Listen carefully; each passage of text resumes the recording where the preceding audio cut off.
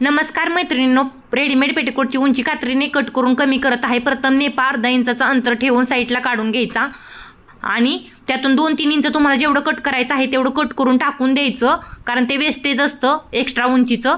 ते मी टाकून दिलं आणि थोडंसं उसवून टिप मारून घेतली।